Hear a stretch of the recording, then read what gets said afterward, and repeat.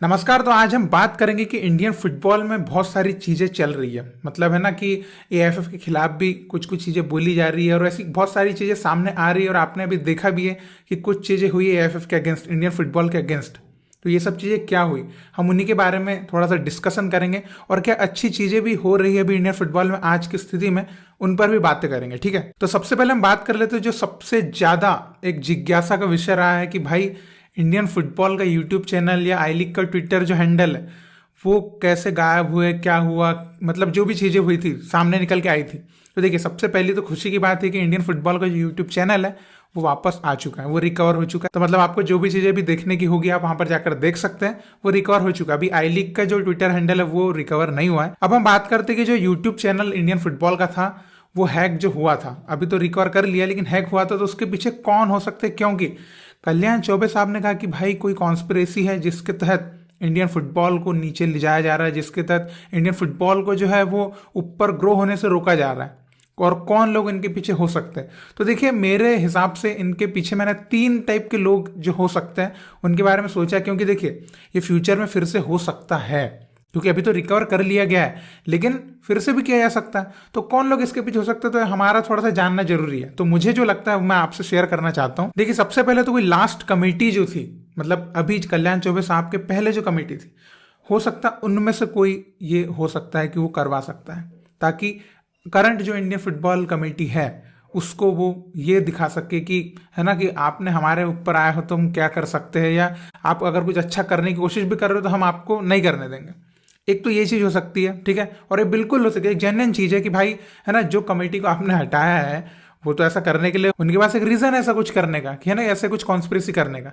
अब दूसरा, जो आज की डेट में जो करंट एएफएफ की कमेटी है, अगर उससे किसी को पर्सनल दुश्मनी हो, पर्सनल कोई हेट हो, वो भी इंसान ऐसा कर सकता है कि हाँ आप ऐसा कर रहे हैं, ये मुझे नहीं पसंद है, ठीक है, तो वो भी करवा सकता है। ये भी एक जेन्युइन रीजन है, बिल्कुल हो सकता है ऐसा भी। और तीसरा इंसान हो सकता है कोई नेबर कंट्री का कोई इंसान, कोई हैकर, जो शायद ये नहीं चाहता कि इंडियन फुटबॉल उनसे आगे निकल जाए, क्योंकि आपको पता है कि इंडियन फुटबॉल में ऐसी काफ़ी चीज़ें हो रही है जिससे हम बहुत आगे निकलने वाले हैं। आपको पता है हमारा जो विजन वगैरह हम देख के चल रहे हैं, हमारा जो रोड मैप वगैरह है, उसके अंतर्गत तो हम बहुत ऊपर जाने वाले हैं। तो हो सकता है किसी को ये भी ना पसंद हो कि हम इतने ऊपर जाएं, तो वो भी ऐसा करवा सकता है।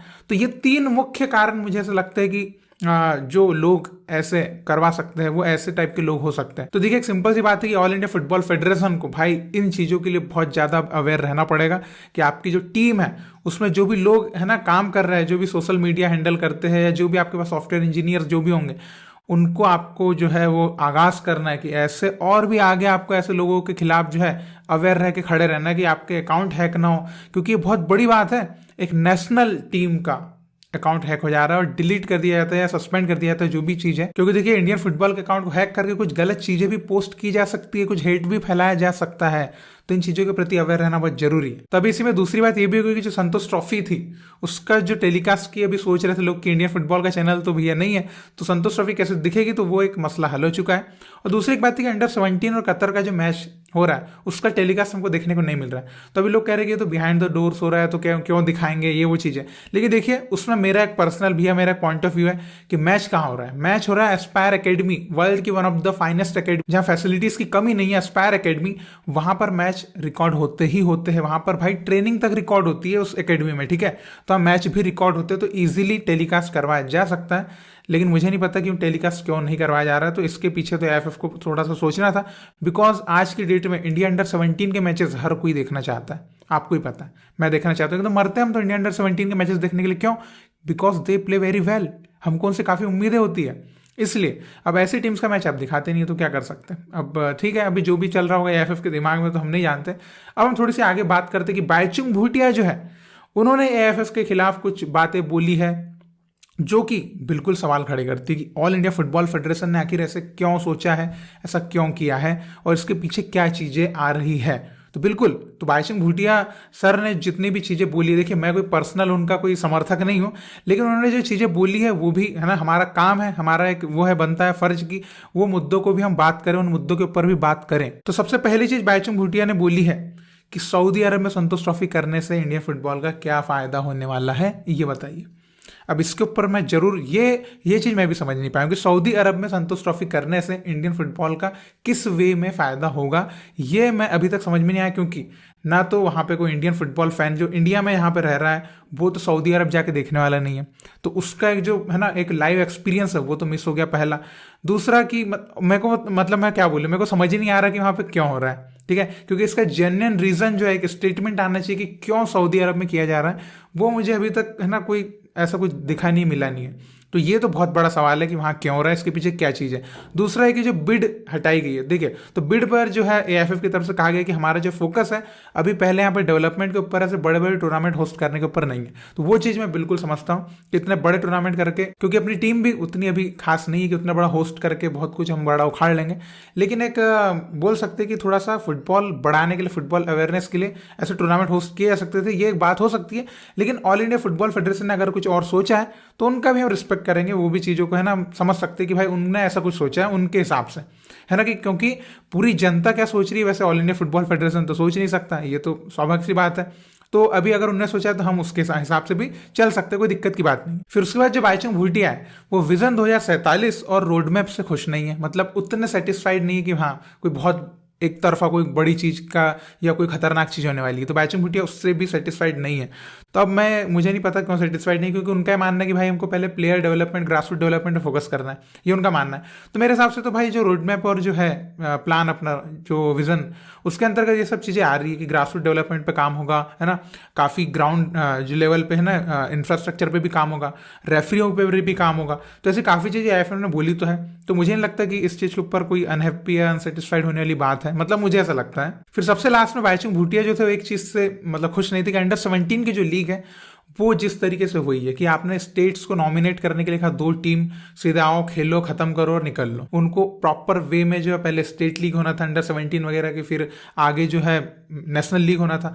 तो देखिए इस पर जो है जो एआईएफ ने कहा है कि हम इतना लंबा वेट नहीं कर सकते थे, क्योंकि अंडर 17 का एशियन कप आ रहा है, तो हमको तुरंत में जो स्काउटिंग करना था, कुछ टैलेंट्स चाहिए थे, इसलिए हमने उसको थोड़ा सा शॉर्ट कर दिया और जल्दी से करवा के हमने जो भी चीज़ें होना था, और प्लेयर उन्होंने स्काउट करे भी है इस अंडर 17 लीग से।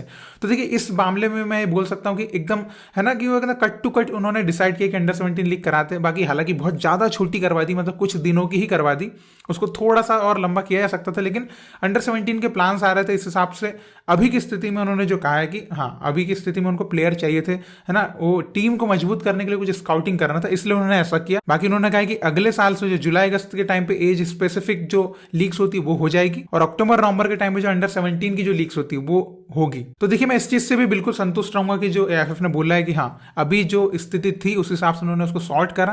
वैसे थोड़ा सा उसको लॉन्ग किया जा सकता था, मतलब थोड़ा सा, लेकिन ठीक है हम स्थिति को समझते हैं। लेकिन अगले साल की जो बात उन्होंने बोली है अब हम उस पर ध्यान देंगे कि वहां पर वो कैसा काम करते हैं, ठीक है। तो देखिए यहाँ पर कई लोग ये भी बोल सकते हैं कि बाईचुंग भूटिया को एक पर्सनल खुन्नस भी हो सकती है कि वो चुनाव में नहीं जीते, वो प्रेसिडेंट नहीं बन पाया, तो हर बार जो है उनके खिलाफ बोल रहे हैं, उन पर आरोप भी लगाते रहते हैं। तो ये चीज़ भी हो सकती है, बिल्कुल, है ना, एक ह्यूमन नेचर है भाई, है ना, किसी को भी बुरा लग सकता है, तो हो भी सकता है ऐसा।